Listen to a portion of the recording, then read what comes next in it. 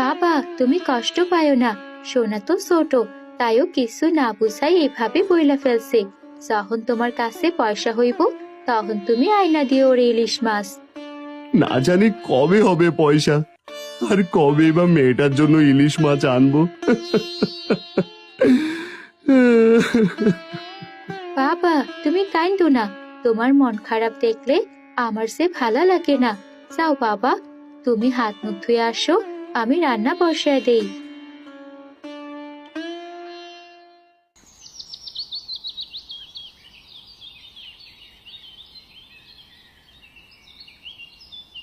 না, মেয়েটা মনে হয় খুব মন খারাপ করেছে। আমি বরং এক কাজ করি, আমি বাজারে গিয়ে দেখি কোনোভাবে ছোটখাটো একটা ইলিশ জোগাড় করতে পারি কিনা। এই সোনা রূপা, আমি একটু বাজারে যাচ্ছি বুঝলি, কিছুক্ষণের মধ্যে চলে আসবো। তোরা সাবধানে থাকিস, আমি গেলাম।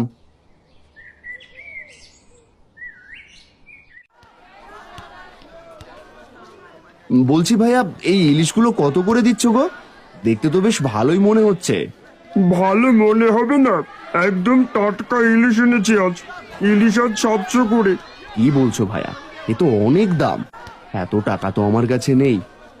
বলছি ভাইয়া, আমাকে একটা ইলিশ দাও, আমি এখন কিছু পয়সা দিচ্ছি, বাকি পয়সা পরে দিয়ে দেবো ক্ষণ। মামার বাড়ির আবদার নাকি ভাইয়া? এই নিতাই মাছওয়ালা কাউকে ধারে দেয় না। এই গোটা বাজারে এই একটাই মাছের দোকান। দাম দিয়ে নিলে নাও, না নিলে যাও দেখি, আমার আরো কাস্টমার দাঁড়িয়ে আছে।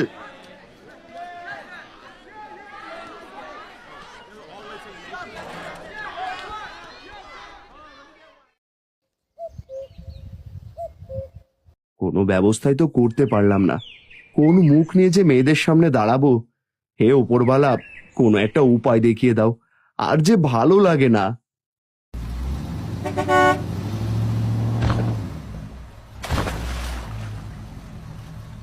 এই রে, গাড়িটা চলে গেল, এদিকে বেশ কয়েকটা মাছের পোনা পড়ে গেল। আরে আরে, এগুলো তো ইলিশ মাছের পোনা মনে হচ্ছে। আমি এক কাজ করি, এগুলো বাড়িতে নিয়ে যাই।